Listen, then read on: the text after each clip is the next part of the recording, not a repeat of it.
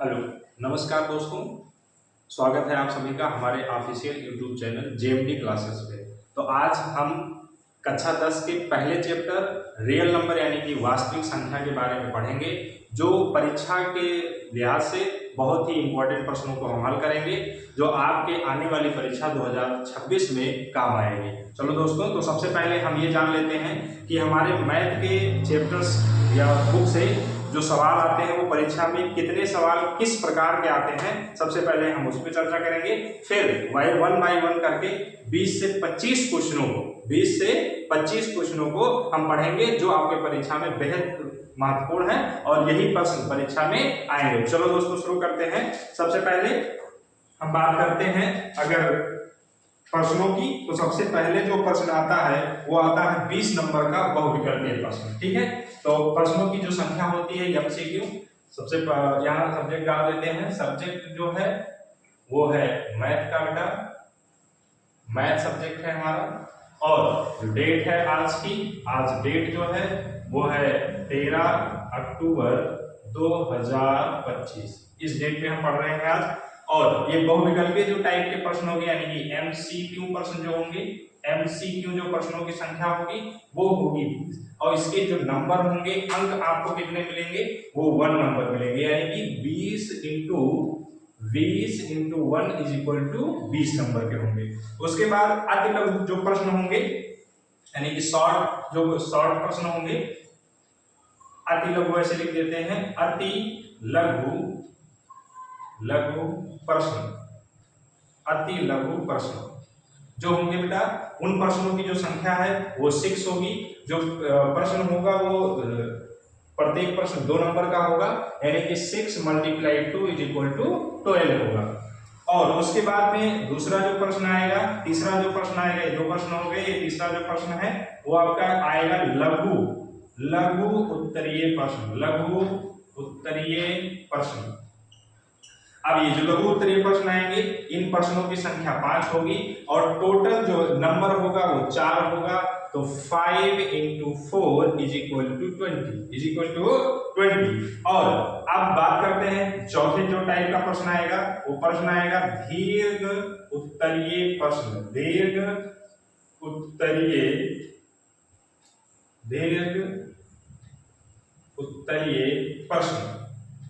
उत्तरीय प्रश्न, इन प्रश्नों की संख्या 3 होगी बेटा, और ये टोटल 6 नंबर के होंगे। तो 3 × 6 या 6 × 3, हाँ 3 × 6 इज इक्वल टू 18। और इन सभी का जो वो योग है वो कितना होगा, 17 होगा। कितना होगा बेटा, 17 होगा। ठीक है, तो आपके प्रश्न में यानी कि आपके सवाल में टोटल जो प्रश्नों की जो संख्या होगी वो 20 ये हो गए, 6 ये हो गए, 5 ये हो गए, 20 6 26 और 5 31 हो गए। 31 और 3 कितने हो गए, 34। यानी कि जो टोटल आपके एग्जाम में प्रश्न की संख्या होने वाली है या प्रश्न जो आने वाले हैं उनकी जो संख्या है वो है बेटा कितने, टोटल 34 प्रश्न आएंगे। और इसमें आपको इसके पूरे 70 अंक मिलेंगे। कितने अंक मिलेंगे, 70 अंक मिलेंगे। ठीक है, तो चलिए ये था आपके पेपर का पैटर्न। और इसके बाद अब हम आगे पढ़ेंगे कि इस जो पहला हमारा चैप्टर यानी कि पहला जो हमने चैप्टर लिया है उस चैप्टर का नाम है रियल नंबर यानी कि वास्तविक संख्या। और इससे आपके 20 नंबर वाले प्रश्न में बहुत सारे प्रश्न आते हैं, हर बार आते हैं, इस बार भी आएगा। और जो प्रश्न आपके परीक्षा के लिहाज से सबसे ज्यादा जरूरी है उन्हीं प्रश्नों को हम हल करते हैं। तो चलिए देखते हैं पहला प्रश्न क्या है हमारा। चलिए देखिए, थोड़ी सी हम मिटा रहे थे, चलिए कोई बात नहीं, चलिए इसको मिटा देते हैं। इसका आप स्क्रीनशॉट ले लीजिए कि कितने नंबर के हमारे पेपर आएंगे इस तरीके से। चलिए अब जो पहला सवाल है हमारा वो बहुविकल्पीय यानी कि एमसीक्यू वाला प्रश्न होगा। एमसीक्यू वाला प्रश्न होगा। पहला जो प्रश्न है लिखा हुआ है, चलिए देखते हैं हमारे साथ, आप भी लिखते रहिएगा। लिखा हुआ है किसी पूर्णांक m के लिए, किसी पूर्णांक m के लिए प्रत्येक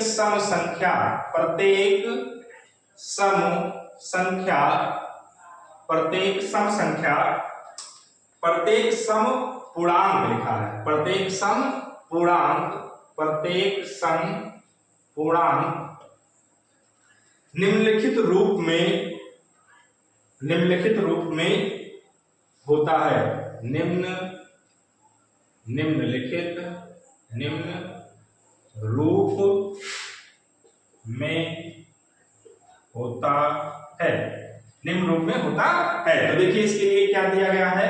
तो पहला ऑप्शन आपको दिया गया है m होगा, दूसरा ऑप्शन आपको दिया है m प्लस का 1 होगा, और तीसरा ऑप्शन जो है वो दिया गया है 2m होगा, और चौथा जो ऑप्शन है वो आपको दिया गया है 2m प्लस का 1।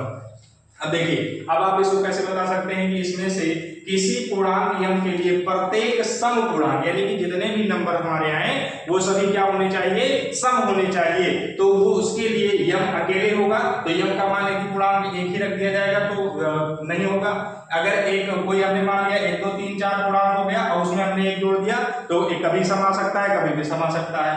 अगर हम बात करें ये जो लिखा हुआ है 2m, कितना लिखा है 2m, यानी कि 2 एक सम संख्या है। 2 एक ऐसी संख्या है बेटा, सम संख्या है। और अगर 2 में यदि हम 2 में किसी नंबर 1 2 3 4 5 6 किसी नंबर से मल्टीप्लाई करेंगे तो उसका जो योग आएगा या फिर वो जो नंबर आएगा वो हमारा प्रत्येक पूर्णांक क्या होगा, सम होगा। जैसे हम मान लेते हैं ये आपका आंसर जो होगा वो 2m सही होगा, यानी कि आंसर आपका 2m होगा। अब यहाँ से मान लीजिए हम m की वैल्यू मान लेते हैं। पूर्णांक जो होते हैं 1 होते हैं, 2 होते हैं, 3 होते हैं, 4 होते हैं, 5 होते हैं, ऐसे डॉट डॉट करके मान लेते हैं। तो यहाँ हम रख सकते हैं 2 × 1 = 2 एक सम संख्या है, 2 × 2 = 4 एक सम संख्या है, 2 = 3 = 6 कैसी संख्या है, सम संख्या। ऐसे डॉट डॉट डॉट डॉट करते जाए। अगर हम यहाँ पर 50 भी लिख दें, कितने लिख दें 50 लिख दें या 99 लिख दें, कुछ भी लिख दें, यहाँ हम 99 लिख देते हैं। तो 99 9 दूनी 18 के 8 9 दूनी 18 1 19 ये आ गया। और 198 भी एक कैसी संख्या है, प्रत्येक सम पूर्णांक यानी कि कैसी संख्या है, सम संख्या है। ठीक है बेटा, बात समझ में आई। तो इस तरीके के प्रश्न आपके पेपर में आएंगे। यदि लिखा होगा किसी पूर्णांक m के लिए प्रत्येक सम पूर्णांक निम्नलिखित रूप में हो सकता है, तो m में ना होगा, m + 1 भी नहीं होगा, 2m + 1 भी नहीं होगा, क्या होगा 2m होगा। यानी कि किसी भी सम संख्या से दूसरे किसी भी संख्या यानी कि पूर्णांकों को मल्टीप्लाई करने पर उसका जो नंबर आता है यानी कि जो भी संख्या आती है वो हमारी कितनी होती है, सम संख्या सदैव होती है। ठीक है, चलिए तो इसका एक बार आप स्क्रीनशॉट ले लीजिए। उसके बाद फिर अगला प्रश्न देखते हैं। इसी तरीके का अगला प्रश्न है वो कैसे होगा। चलिए ले लिया है स्क्रीनशॉट। चलिए आगे बढ़ते हैं। ऐसे अगला सवाल सेम इसी तरीके का है, वो भी एमसीक्यू है। एमसीक्यू है, हमारा दूसरा नंबर सवाल है और लिखा हुआ है संख्या n² - 1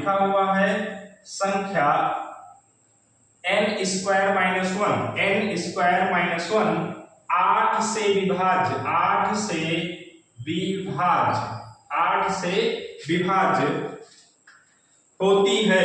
8 से विभाज्य होती है यदि n है एक क्या है, n एक क्या है। तो प्रश्न उत्तर आपको दिया गया है, लिखा हुआ है पूर्णांक है। क्या है बेटा, पूर्णांक है। नंबर 2 जो लिखा हुआ है वो है प्राकृतिक संख्या। कैसी संख्या है, प्रकृत संख्या। और नंबर जो 3 दिया गया है विषम संख्या है। कैसी संख्या है बेटा,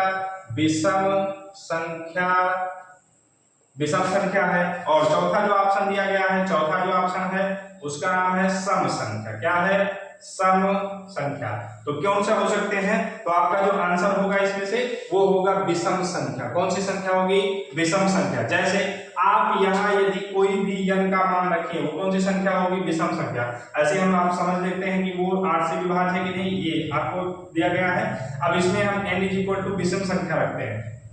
तो कहां से शुरुआत करते हैं, 1 हो गया, 3 हो गया, है ना, 5 हो गया, 7 हो गया, है ना, 7 हो गया, फिर 9 हो गया।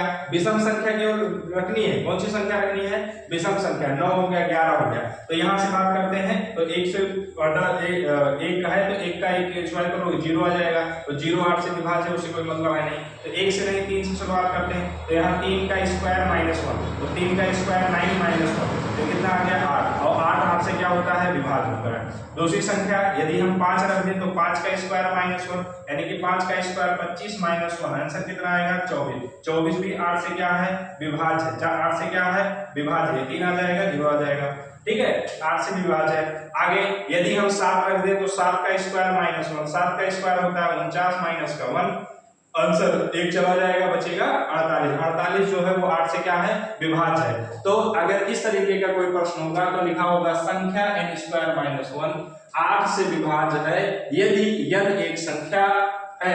कौन सी संख्या है, पूर्णांक है, ये भी नहीं होगा, प्राकृतिक संख्या ये भी नहीं होगा, कौन सी संख्या होगी, विषम संख्या। कौन सी संख्या होगी बेटा, विषम संख्या होगी। तो जो नंबर्स आएंगे वो सारे नंबर 8 से क्या होंगे विभाज्य होंगे, 8 से क्या होंगे विभाज्य होंगे। चलिए ठीक है, इसका भी स्क्रीनशॉट ले लीजिए, चलिए ले लिए। चलिए अगला प्रश्न पढ़ते हैं। ये समझ लीजिए ये सारे प्रश्न आपको पेपर में देखने को मिलेगा और मैं उन्हीं प्रश्नों को केवल बता रहा हूं और ये बुक लेके दिखा रहा हूं, ये केवल प्रश्न लिखने के लिए है ना। चलिए हो सकता है अगली वीडियो में मैं प्रश्न ऐसे ही लिखने के लिए न रखूं, प्रश्न सारे इसमें आपको दिखाई दे पहले से। चलिए देखते हैं। फिर तीसरा सवाल हम ये लिखते हैं, लिखा हुआ है लिखा हुआ है धन पूर्णांक। कैसा पूर्णांक बेटा, धन पूर्णांक 6a प्लस 5, धन पूर्णांक 6a प्लस 5 से ठीक पहले आने वाला धन पूर्णांक होगा, आने वाला धन पूर्णांक होगा। क्या होगा आंसर में आपको उत्तर दिए गए हैं।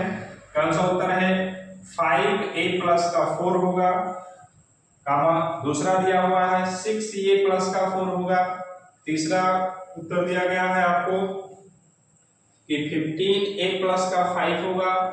4 प्रश्न दिया हुआ है आपको, 4 उत्तर दिया गया है, 5a प्लस का 6 होगा। ठीक है, तो देखिए इसका मतलब यह है कि कोई जो धन पूर्णांक है उसके ठीक पहले आने वाला, जैसे अगर हम कहें कि 5 एक धन पूर्णांक है, 5 एक कैसा पूर्णांक है बेटा, धन पूर्णांक है, तो इसके ठीक पहले वाले आने वाली संख्या 5 माइनस 1 होगी, यानी कि कितनी होगी 4 होगी। पहले का मतलब एक माइनस करो, किसी संख्या में कहे कि पहले इसके पहले की एक संख्या बताओ तो आप उसमें से एक माइनस करो, बाद में कहेगा तो इसमें प्लस करोगे, बाद में कहेगा तो इसमें एक प्लस करोगे। ठीक है, तो अगर इस तरीके से एक माइनस करना है तो हमको क्या दिया गया है 6a प्लस 5, इसके ठीक पहले की एक संख्या बतानी है तो इसमें से एक माइनस करेंगे, तो 6a प्लस 5 माइनस का 1, और तो ये हो गया 6a 5 minus 1 is equal to कितना आया 4।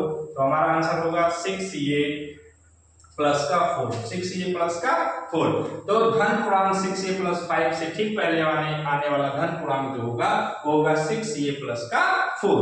ठीक है, चलिए नोट कीजिए इसको, एक बार इसका भी स्क्रीनशॉट ले लीजिए, फिर अगले सवाल पे चलते हैं।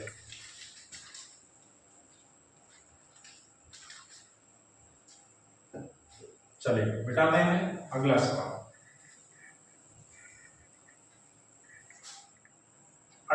देखिए अगला सवाल लिखा हुआ है, देखिए ये भी 4 नंबर सवाल है।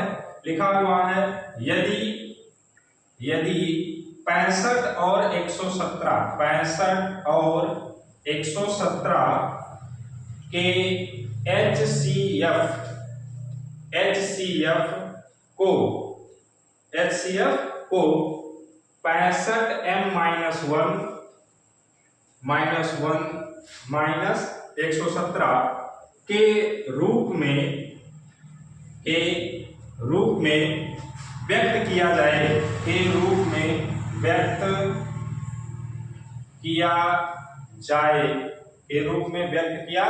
जाए तो m का मान होगा, m का मान होगा।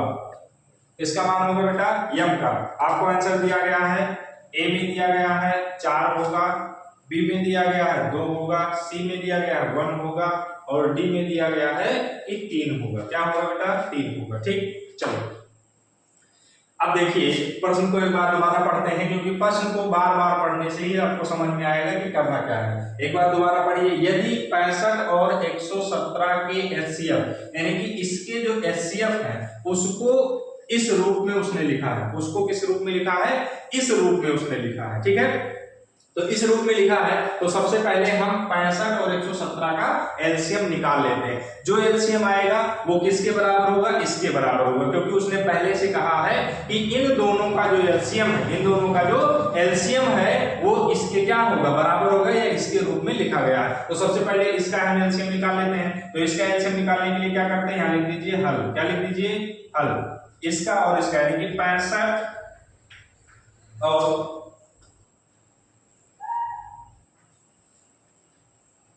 चलिए 65 और 117, तो इसकी गुणनखंड कर लीजिए। इसके गुणनखंड करते हैं तो हो जाएगा 13 × 5 = 65, 13 × 5 13 × 5 = 65। इसको कर लेंगे तो 13 × 9 13 × 9 13 9 या 117। देखिए ये नहीं मैच कर रहा है, ये मैच कर रहा है। इसमें ये कॉमन है, इसमें ये कॉमन है, यानी कि दोनों में क्या कॉमन है? 13। तो दोनों का एलसीएम क्या होगा? एचसीएफ क्या होगा? एचसीएफ जो होगा, एचसीएफ जो होगा कितना होगा? 13 होगा। कितना होगा बेटा? 13 होगा। एचसीएफ क्या होती है? ऐसा नंबर जो होता है जो दोनों में क्या हो?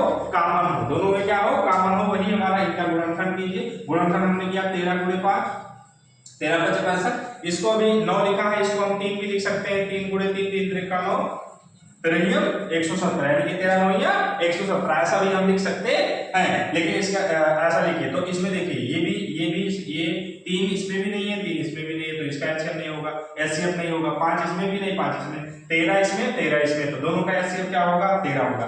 अब हमको जो दिया गया है वो क्या दिया गया है? कहा गया है कि जो ये देखिए 65m - 117 है वो किसके एचसीएफ के? इन दोनों के एचसीएफ के बराबर। तो इन दोनों का एचसीएफ आया 13, तो 13 इसके बराबर हो गया।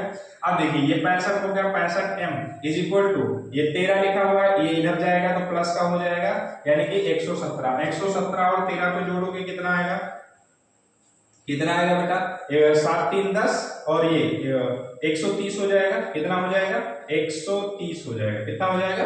130। 13 3 20 और 10 30, 130 हो जाएगा। तो m = 65 अपॉन का 130 अपॉन 65, और ये हो जाएगा 2 बार। कितनी बार? 65 × 65 65 दूना 130, 60 दूना 120, ये हो जाएगा। तो m = कितना आ जाएगा? 2 आ जाएगा। m = कितना आ जाएगा? 2। तो m की वैल्यू कितनी होगी बेटा? 2 होगी। m की वैल्यू कितनी होगी? 2 होगी। ठीक है, m की वैल्यू कितनी होगी? 2 होगी, यानी कि इस आपके इस सवाल का जो आंसर होगा आपका कितना होगा? 2 होगा। इस तरीके से चलिए इसका भी स्क्रीनशॉट ले लीजिए।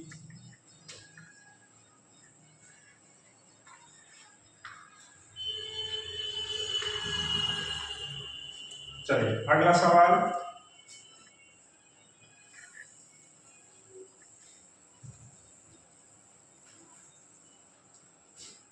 चलो अगला सवाल लिखा हुआ है बेटा, चलिए अगला सवाल लिखा हुआ है ऐसे ही। सवाल नंबर है 5। सवाल नंबर है 5 लिखा हुआ है शून्योत्तर। क्या लिखा हुआ है? शून्योत्तर परमीय संख्या, शून्योत्तर परमीय संख्या और एक अपरमीय संख्या, और एक अपरमीय संख्या,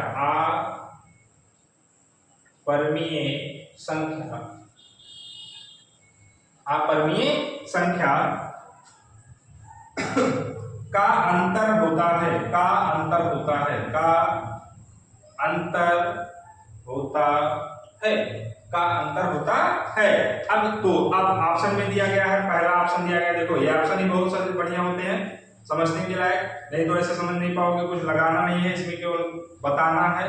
सदैव, पहला ऑप्शन दिया है सदैव परमीय संख्या, सदैव परमीय संख्या, और बी नंबर दिया गया है एक परमीय संख्या, एक परमीय संख्या, एक परिमेय संख्या।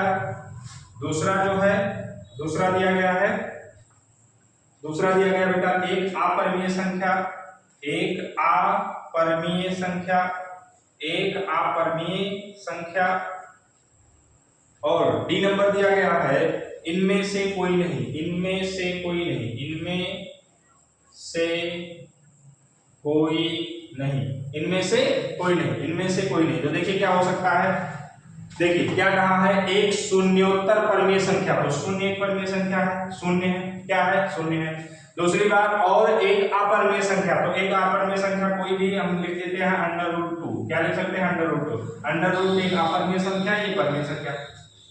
अब इन दोनों का माइनस करोगे तो इसमें से इसको माइनस करोगे, इसमें से माइनस करोगे, कोई भी फर्क पड़ने वाला है, कुछ नहीं फर्क है, जैसे है ऐसे ही रहेगा, जैसे है ऐसे। तो ये जो नंबर आएगा, ये जो नंबर आएगा, अंतर का मतलब होता है जो भी बड़ा हो, जो भी बड़ा हो। तो ये तो छोटा है, ये 0 बड़ा हुआ है ना, तो इसमें से इसको माइनस। तो ये जो संख्या बनी हुई है, ये संख्या कैसी संख्या होगी, हमेशा अपरिमेय संख्या होगी। कैसी संख्या होगी बेटा, अपरिमेय संख्या होगी।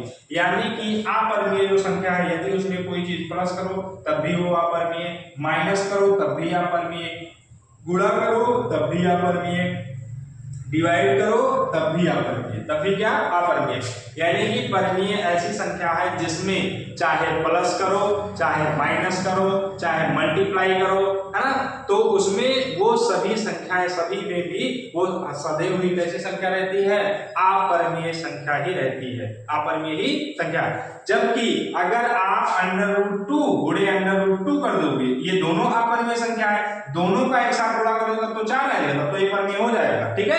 लेकिन यदि एक अपरिमेय परिमेय करोगे, ये अपरिमेय ये परिमेय, तो ये इसका सदैव, इसका मतलब हो जाएगा सदैव ये 2√2 और ये सदैव ही अपरिमेय संख्या ही रहेगी। ये ध्यान रखना है कि उसी संख्या से नहीं मल्टीप्लाई कर देना है। जैसे हमने कहा √5 एक अपरिमेय संख्या है, हमने कहा, सर ने कहा था कि √5 में चाहे मल्टीप्लाई करो, चाहे माइनस करो, चाहे डिवाइड करो, तो वो अपरिमेय ही रहेगी। लेकिन ये बात याद रखना है कि उसी संख्या से नहीं करना है, यानी कि √5 को √5 से ही गुणा कर दोगे तो वो क्या हो जाएगा, 5 हो जाएगा। और 5 एक केवल 5 क्या है, परिमेय संख्या है। कैसी संख्या है, परिमेय संख्या, ठीक है। तो ये बात हमेशा ध्यान रखना कि उसी संख्या से नहीं करना, उस संख्या से नहीं करना है, ठीक है। चाहे ऐसे मान लीजिए, ये जगह √2 एक परिमेय संख्या, अपरिमेय संख्या है, इसमें -2 करोगे तब भी अपरिमेय, √2 में +2 करोगे तब भी अपरिमेय, ठीक है। √2 में मल्टीप्लाई 2 करोगे तब भी अपरिमेय, √2 में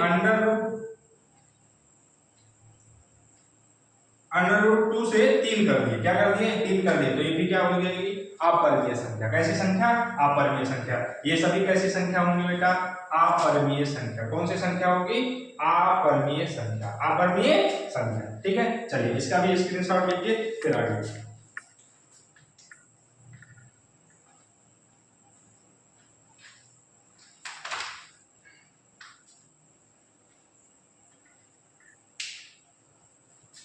चलिए अगला सवाल, अब अगला है सवाल नंबर 6। सवाल नंबर 6 देखिए, सवाल नंबर 6 लिखा हुआ है बेटा, पाई है, पाई है, यानी कि पाई क्या है, पाई क्या है। सवाल नंबर 1 में आंसर आपको एक दिया गया है, एक पूर्णांक है, क्या है, पूर्णांक है। नंबर बी में दिया गया है एक परिमेय संख्या है, एक परिमेय संख्या, परिमेय संख्या। नंबर सी में आपको दिया गया है, सी में दिया गया है कि एक अपरिमेय संख्या है, एक अपरिमेय संख्या है, अपरिमेय संख्या है। और डी जो है उसमें दिया गया है इनमें से कोई नहीं, इनमें से कोई नहीं, इनमें से कोई नहीं, इनमें से कोई नहीं, ठीक है। तो चलिए, तो पाई जो है, पाई का मान क्या होता है, 3.14, क्या होता है, 3.14। तो 1/4 जो है, अगर इसको ऐसे बढ़ाते रहे तो इसका मान क्या होता है, 22/7 होता है, क्या होता है, 22/7। अब 22/7 है, यदि इसको आप डिवाइड करते रहिए, इसको आप क्या करते रहिए, डिवाइड करते रहिए, तो देखिए कैसे होगा। देखिए ये 22 लिखा हुआ है, इसको इन सभी को मिटा देते हैं।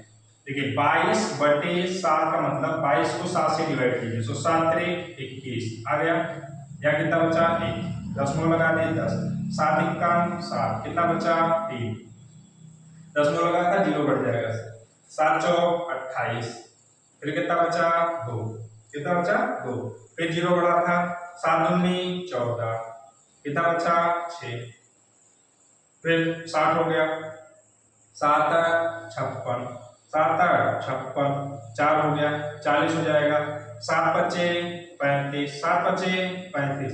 ये देखिए आप यहाँ ना तो कोई संख्या रिपीट हो रही है, ना तो कोई संख्या रिपीट हो रही है, और ना ही ये कटने का नाम लेगा, यानी कि ना ही कोई संख्या रिपीट हो रही है और ना ही कोई संख्या यहाँ पर समाप्त होने का नाम ले रहा है, समाप्त होने का नाम ले रहा है। यानी कि परमीय संख्या, अपरमीय संख्या का एक गुण होता है कि ये नॉन टर्मिनेटिंग, नॉन टर्मिनेटिंग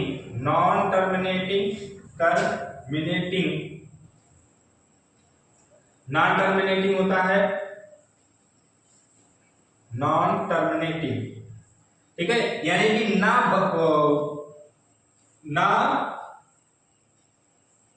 दोहराने वाला, ना नॉन टर्मिनेटिंग मतलब ना खत्म होने वाला, इसका मतलब होता है ना समाप्त होने वाला, ना समाप्त होने वाला, ठीक। उसके बाद होता है नॉन रिपीटिंग, नॉन रिपीट,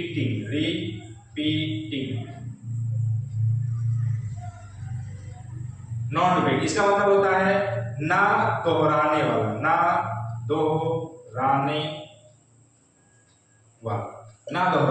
ठीक। तो ये ना तो रिपीट होगा और ना ही दोहराया जाएगा और ना ही समाप्त होगा, ना ही क्या होगा, समाप्त होगा। तो ऐसी जो संख्याएं होंगी, ऐसी जितनी भी संख्याएं होंगी, आप कह दीजिए सर कि ये 22/7 के रूप में तो लिख गया, ये p/q के रूप में लिख गया, तो आप वो कह सकते हैं ये परमीय संख्या है, लेकिन ये परमीय संख्या नहीं है, ये परमीय संख्या नहीं है। आप इसको देख लीजिएगा, ये परमीय संख्या नहीं है। क्यों नहीं है? क्योंकि इसका जो दशमलव है वो ना तो शांत है और ना ही दोहराया जा रहा है, ठीक है। अगर इसमें ये दोहराया जा रहा होता और ये ना शांत होता तो चलता, लेकिन इसमें दोहराया जाता तो ये परमीय संख्या होती, लेकिन इसमें ना तो समाप्त हो रहा है और ना ही दोहराया जाता है, लेकिन ना non terminating and non repeating जो भी नंबर होते हैं वो सारे कैसे होते हैं, अपरिमेय होते हैं। कैसे होते हैं बेटा? अपरिमेय होते हैं। यानी कि परमीय अपरिमेय संख्या की सबसे बड़ी बात और सबसे जो मूल गुण है, इससे सबसे ज्यादा पहचान की जो जरूरत है, सबसे ज्यादा पहचाना जो सकता है वो यही है कि वो है non terminating and non repeating है। इसी से इसको पहचाना जा सकता है। इसे आप कह सकते हैं कि जो पाई है और पाई का मान 3.14 होता है, या इस तरीके से ये वाला नंबर होगा, तो ये वाला जो नंबर है, ये वाला जो नंबर आ रहा है, ये जो है वो एक अपरिमेय संख्या है। कैसी संख्या है बेटा? अपरिमेय संख्या। तो पाई हमेशा कौन सी संख्या है? अपरिमेय संख्या। इसका मान 180 हो जाता है, वो कोण वाला है, इससे कोई मतलब नहीं है, इससे कोई मतलब नहीं है। वो मानने के लिए हम मान कुछ भी नहीं, हम कहते हैं आम नहीं, इमली नहीं, महुआ है, उससे हमें कोई मतलब नहीं है, वो अलग चीज, वो अलग का विषय है, ठीक है। तो ये विषय है हमारा पाई। तो पाई का मान है एक अपरिमेय संख्या होगी। किस तरीके से होगी? इस तरीके से हमने आपको सिद्ध करके बता दिया। इसका मतलब सीधा याद रखिए, अपरिमेय जो संख्या होगी non terminating and non repeating होगी, इस तरीके से होगा, ठीक है। चलिए इसका भी एक स्क्रीनशॉट ले लीजिए, उसके बाद आगे।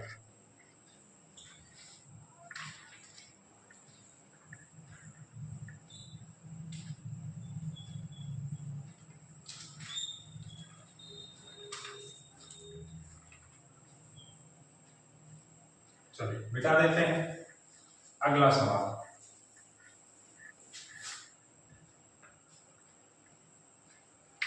चलिए अगला सवाल जो है वो 7 नंबर सवाल है। लिखा हुआ है दी गई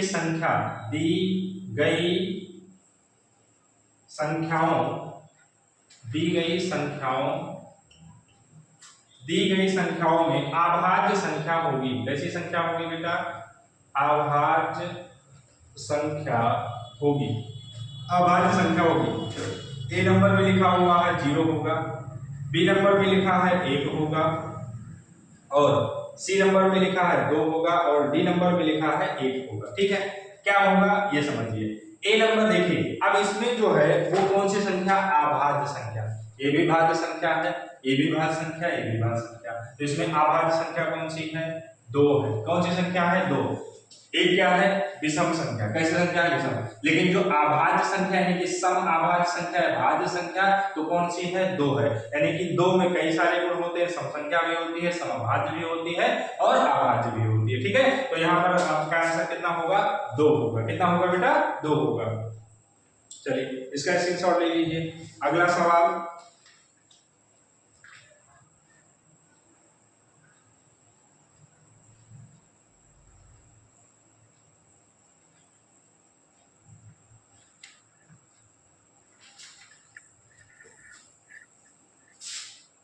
अगला सवाल देखिए, ये भी बहुत इंपॉर्टेंट है।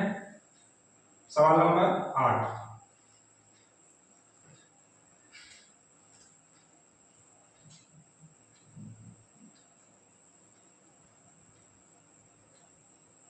चलिए, वह बड़ी से बड़ी, वह बड़ी से बड़ी संख्या, वह बड़ी से बड़ी संख्या जिसमें या जिससे, हाँ, जिससे 245 और 1037 को विभाजित करने पर, को विभाजित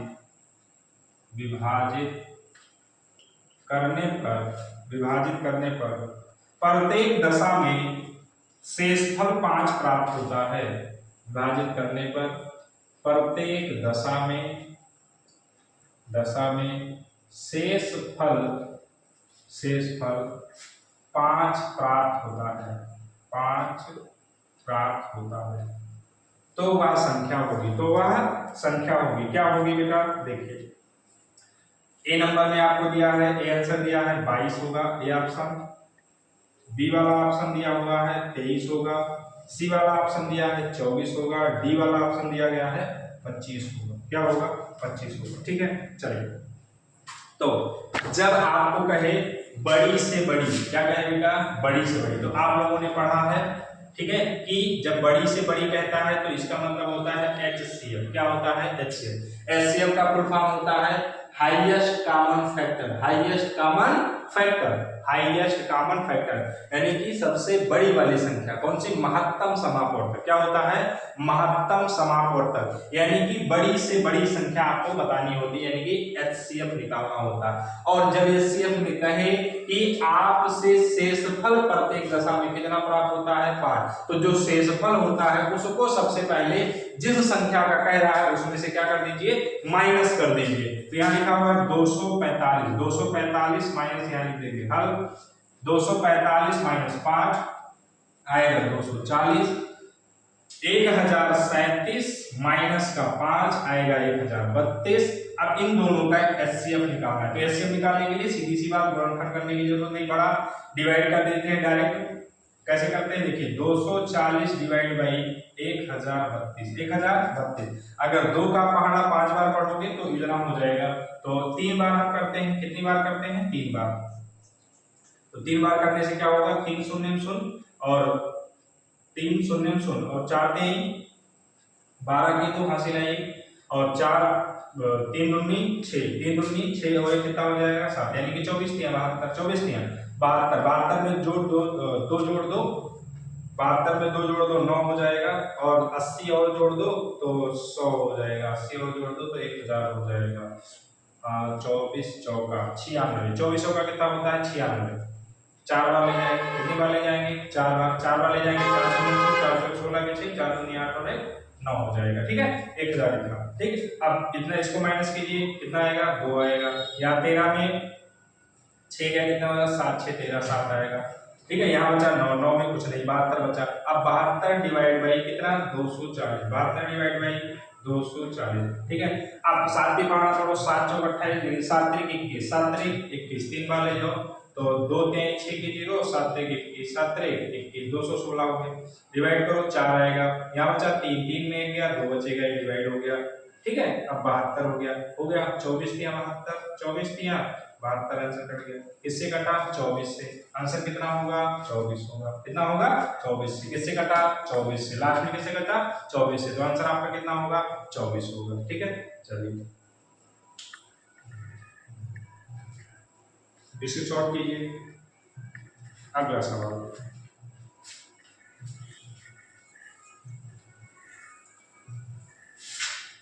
चलिए 9 नंबर सवाल, सवाल नंबर 9। देखिए ये बहुत आता है बेटा। देखिए यहाँ पर आपको दिया गया है सुमेलित कीजिए। क्या कीजिए बेटा? सुमेलित, सुमेलित कीजिए। ठीक है, सुमेलित कीजिए। इधर देखिए ए लिखा हुआ है, ए के सामने लिखा है रूट का 63, बी लिखा हुआ है, बी के सामने लिखा है रूट का 49, और सी लिखा हुआ है, इसके सामने लिखा हुआ है 31, और डी लिखा हुआ है, इसके सामने लिखा है 51। यहाँ पर ऐसे इधर वाले कॉलम में एक करके लिखा हुआ है, एक करके लिखा हुआ है भाज्य संख्या। कौन सी संख्या? भाज्य संख्या। 2 नंबर पे लिखा हुआ है अभाज्य संख्या। कौन सी संख्या? अभाज्य संख्या। सी में तीसरे में लिखा है अपरिमेय संख्या। कौन सी संख्या? अपरिमेय संख्या। और चौथे में लिखा हुआ है परिमेय संख्या। चौथे में लिखा हुआ है परिमेय संख्या। ठीक, अब इसको सुमेलित करके देगा और ऑप्शन में आपको दे देगा, ऑप्शन में आपको दे देगा जैसे ये दे देगा कि ए का बी वाला सही है, बी वाला सी वाला सही है ना, कौन सा सही होगा इस तरीके से आपको दे देगा। ए का बी, बी का सी, इस तरीके से आपको दे देगा। ठीक, तो यहाँ हम सबसे पहले सम्मिलित कर लेते हैं, फिर वही जो होगा उसको लिख देते हैं। तो चलिए यहाँ ऐसे लिख देते हैं ए बी सी और डी, यानी कि ए का कौन सा वाला होगा, बी का कौन सा वाला होगा, ठीक है, और डी बी का इस तरीके से। चलिए तो ए क्या लिखा हुआ है? 63। 63 एक कैसी संख्या है? विषम संख्या। कैसी संख्या है? विषम। और रूट लगा है तो ये कैसी संख्या होगी? अभाज्य संख्या, तो अपरिमेय संख्या। कौन सी संख्या? अपरिमेय। तो पहले का कौन सा होगा बेटा? तीसरा होगा। दूसरे में 7 का 49 का वर्गमूल कितना आ जाएगा? 7। तो इसका आंसर कितना आएगा? 7। कितना आएगा? 7। तो 7 एक कैसी संख्या है? परिमेय संख्या। तो दूसरे का क्या होगा? चौथा। सी में लिखा हुआ 31। 31 कैसी संख्या है? एक अभाज्य संख्या। कैसी संख्या है? अभाज्य संख्या है, तो सी का होगा दूसरा वाला। डी कैसी संख्या है? 51। कैसी संख्या है? 51। और 51 कैसी संख्या है? भाज्य संख्या, क्योंकि 17 से 51 होता है, तो कैसी संख्या है? भाज्य संख्या। तो यहाँ हो जाएगा डी का हो जाएगा पहला। डी का कौन सा पहला क्या हो जाएगा? पहला। तो इस तरीके का वाला जो ऑप्शन होगा वो ऑप्शन क्या होगा? सही होगा। ये वाला ऑप्शन आपका क्या होगा? सही होगा। यानी कि पहले का तीसरा होगा, बी वाले का चौथा होगा, सी का दूसरा वाला होगा और डी का पहला होगा। ठीक है, चलिए एक बार इसको स्क्रीनशॉट ले लीजिए, फिर अगला सवाल। चलिए आज का लास्ट सवाल पढ़ते हैं, सवाल नंबर 10। ये एमसीक्यू वाले सवाल खत्म हो गया। 10 क्वेश्चन कराएंगे, उसके बाद हम आगे के कोर्स कराएंगे जो होंगे। चलिए लास्ट क्वेश्चन लिखते हैं। एक परिमेय संख्या, एक परिमेय संख्या, एक परिमेय संख्या और एक अपरिमेय संख्या, अपरिमेय, एक अपरिमेय संख्या का योग होगा, का योग होगा। ठीक है, तो क्या होगा? पहला ऑप्शन दिया गया है परिमेय संख्या होगा, परिमेय संख्या। दूसरा होगा प्राकृतिक संख्या, प्राकृतिक संख्या होगी। और तीसरा ऑप्शन दिया गया है, सी में दिया गया है पूर्ण संख्या होगी। ठीक है, और डी नंबर दिया गया है अपरिमेय संख्या होगी। कैसी संख्या होगी? अपरिमेय। ठीक है, तो आप समझिए क्या कह रहा है। एक परिमेय संख्या, 2 हो गया परिमेय संख्या, अपरिमेय संख्या हमने मान लिया 3 है। इन दोनों का योग जो होगा ये भी कैसी संख्या होगी? अपरिमेय संख्या ही होगी। क्या होगी? अपरिमेय, अपरिमेय। ठीक है।